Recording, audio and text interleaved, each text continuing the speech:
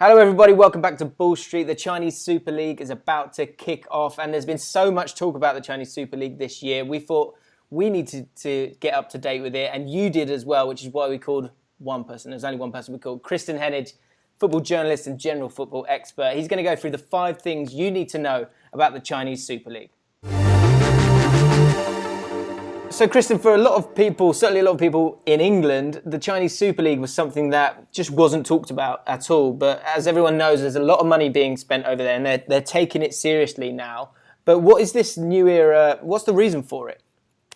Well, it very much centres around President Xi Jinping. When he was inaugurated in 2013, he talked about this Chinese dream, the idea of elevating the nation as a football power. And I think for that regard alone, he very much values what football represents. And I think he sees it as this great unifier for the Chinese nation, which I think at times looks quite not only disjointed, but quite separated in its togetherness. I guess that's a problem that other countries might not understand to the same point, because China is just huge. It's absolutely huge. And so you can probably see, and you're seeing that in the business side of it in China and how strong a superpower they're becoming in that sense, that if he can put together that centralization that he speaks of, that Chinese power of uniting the people to get the best out of its business, if he can do that with something like football, there's a national pride element to it, but there's a bringing together of the country as a whole, right? Massively, it is. It's about restoring that national pride in the game, because if you look at the way we talk about Iceland with 300,000 inhabitants, you look at maybe Uruguay, which has, I think, around 3 million, we really do celebrate the fact that they achieve such a high level in the sport despite not having a massive population.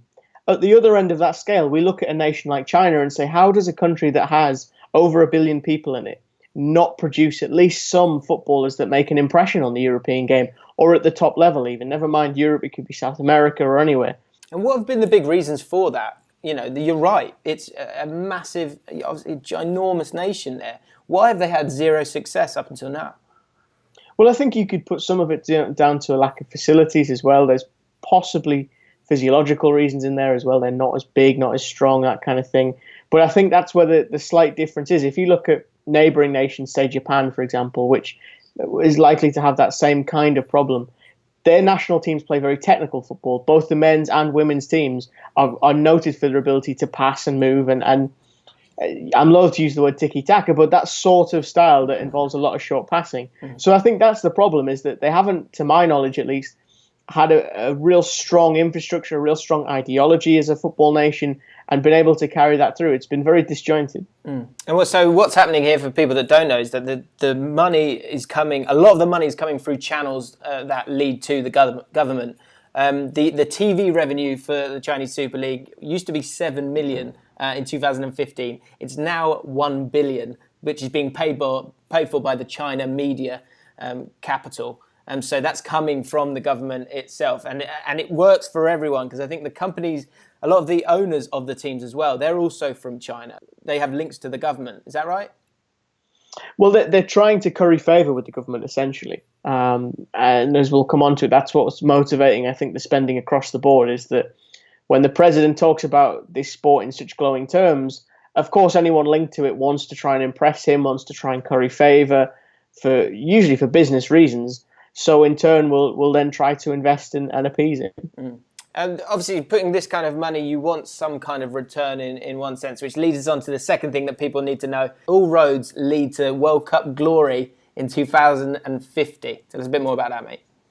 Yeah, so one of the things that Xi has outlined is he wants them to host the 2026 World Cup and then win the 2050 World Cup. Now, that is a massive declaration, I think, from China, let alone any other nation.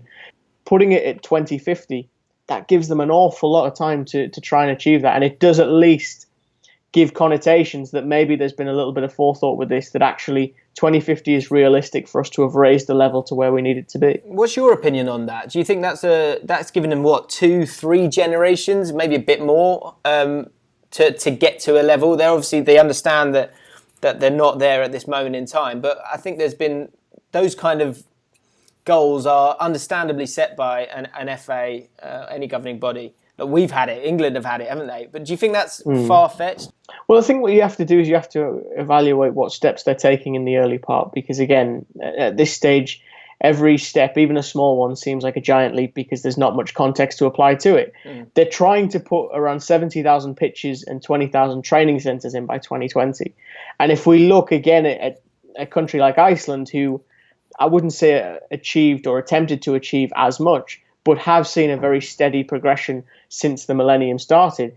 They did a lot of similar things around the early 2000s, 2001, 2002, by giving their kids and that next generation more of an infrastructure to interact with and to help raise them. So I think the early steps are positive. I think certainly you can't laugh at it at this point because they're doing the right kind of thing from a domestic standpoint. The important thing will be, how do they react to any setbacks? I think that's when you'll see how committed they are to this plan. I think it's slightly refreshing because it's about national pride, something that you can't count that. But they're willing to sort of have that focus on it, which brings us on to the third thing that people will probably want to know, is that in terms of their league, there's going to be a rule on foreigners and how many they can have. Obviously, we know there's been huge money spent, but that's actually being dialed back so that they can improve their own players. Yeah, exactly. You were allowed 4 in the starting 11 and I think 5 in the squad, and that's being pushed down one, so you can have 4 in the squad and 3 in the starting 11.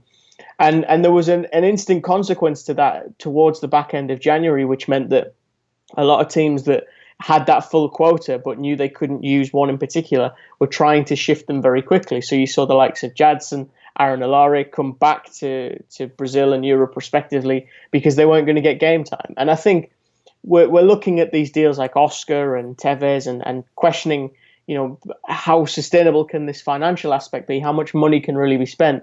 I think what you'll see now is a purification of that talent pool, or that pool of potential players that could move there, because for the most part, I think Chinese clubs are going to look to get as much bang for their buck as possible. They're going to want not just a very talented player that can change the game for them, but they're going to want someone with a bit of marketing, someone that can really kind of elevate their stature, not just within China, but I think also get eyes from abroad on them. And because of that, you're going to target maybe a select group of players. What's really interesting as well is the rule that you can't import goalkeepers.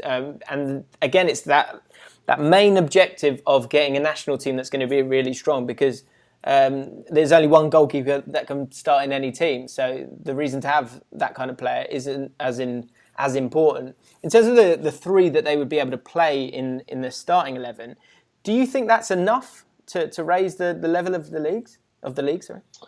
I think it's a very hot button issue, because you look at countries like Turkey and Russia that have employed similar sort of methodology.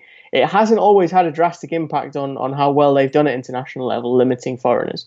I think you could argue the other way and say, if you look at the Premier League, you have to think that the rise of foreign players has had some impact on English players. I think it would be naive to argue otherwise, as many benefits as it has brought. I think that's the other thing. They're looking for a little bit of a cultural exchange here. I think if you have an Oscar, a Tevez, a Paulinho in your squad, you're going to learn something from them. You're going to be able to pick things up. And I think there is a little bit of an education element to this with the domestic players, because we have to remember as well, the price of domestic players has risen as well. So the elite level of Chinese players has gone up as well, in the same way that, say, you pay 47 million for John Stones because he's the best English defender, not because he's necessarily the best defender. One thing that people probably don't realise is the calibre of coaches that are taking charge of Chinese Super League teams as well. The list is absolutely incredible. I'll let you take it away there, Kristan. I'll tell you what, I'll kick off with one. Ex-England manager. This one's maybe not as exciting. Sven-Göran Eriksson. I mean, he's managed everywhere else, but he's over there now, isn't he? He is, and you're right to say that the list of managers is impressive. It starts with the national team now. Marcello Lippi, the World Cup winner, is heading up the national team, and then in the domestic league, you have the likes of Sven-Göran Eriksson, Andre Villas-Boas, Gus Poyet, Manuel Pellegrini, and Felix Magath. Now, of course, some of those have better reputations than others, I think we can comfortably say. But again, I think it goes back to that idea of importing knowledge, importing wisdom, and just trying to benefit from other cultures. That maybe the Chinese players working under the likes of Scolari and Eriksson can learn something that maybe a Chinese coach can't teach them. Yeah, and I think when you look at that list, there's also there's the same kind of feeling in terms of the caliber of the players. You've got some guys who probably are good managers and aren't beyond it, aren't at the end of their career. Andre Villas-Boas, Gus Poyet. But then you've got those other guys who've been around and done it and probably are looking for that final paycheck. But that doesn't mean that they haven't got anything to offer in terms of Scolari, Eriksson, Pellegrini, even Felix Magath. I'm scared to say, but Bundesliga titles. He won 2 back-to-back, so he can't be. There's got to be something there. There's got to be some method. He has, yeah. And the thing is, as well, there's coaching staff going over there. There was a Scottish goalkeeping coach whose name escapes me that's moved over there, and I think Ian Walker, the old Tottenham and Leicester favourite, was out there for a while. Might still be out there, in fact. So I think it's not just the head of the coaching staff that is being important. I think it's a number of different sort of avenues where they're, again, trying to bring that outside influence, but with the intention of it benefiting the domestic players. And getting on to the last one, number 5, the favourites for the title. So let's talk about players, because that has been the exciting part of it. Is there's never been, when you read in the newspapers, they're moving to China, you don't actually hear about the team that they're going to. But just to run through it quickly, you've got, and forgive me for my pronunciations, guys, Guangzhou, Evergrande, they've got Paulinho, Jackson Martinez, Ricardo Goulart, Pereira. They're the favourites for it, and they've won it 6 years on the trot, is that right? Yeah, they've won it a number of times. They're a very talented side. If memory serves, I think they have Zheng Ji as well, who was at Charlton for a bit and Celtic. So again, even when it comes to, as we've talked about there before, the domestic players as well, they have some good domestic players, which is a big important influence, and I think can't be understated.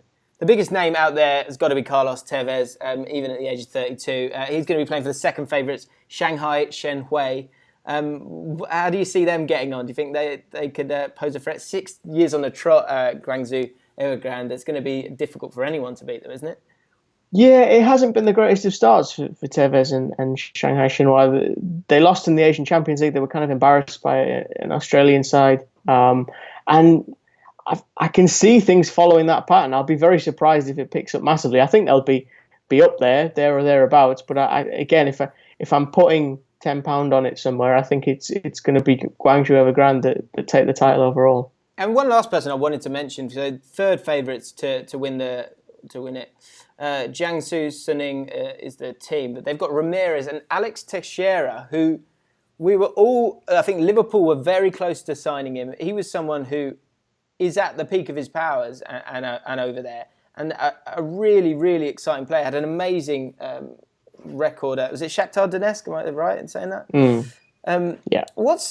How do you feel about someone like that being over there? Because, like I said, there's players who have kind of gone past their peak who have gone over there, but this is a guy who should be at one of the big teams in Europe, but isn't. What are your thoughts on him? Well, I think, look, they finished second last year, so it was a good sort of first season for him. He does seem, to me at least, to fit into that bubble along with Oscar of a player that's moving at their peak potential.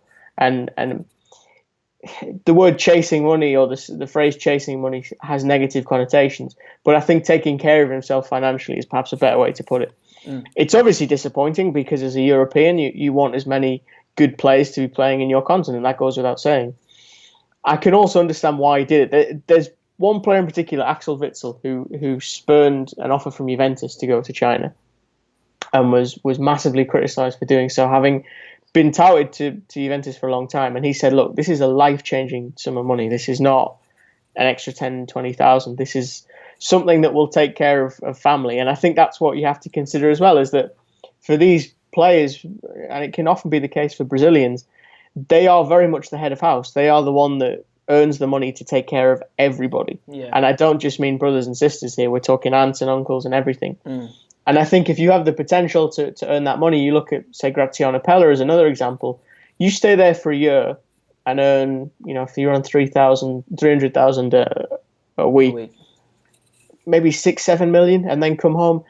That money, it set you up for life. You can arguably live off the interest if you really want to. So I don't have too much of a moral objection to it. I think it's more disappointing from a competitive edge. Yeah, I agree. I agree completely. I think it's just the case that you're not getting to see them. It's a tiny bit of a shame.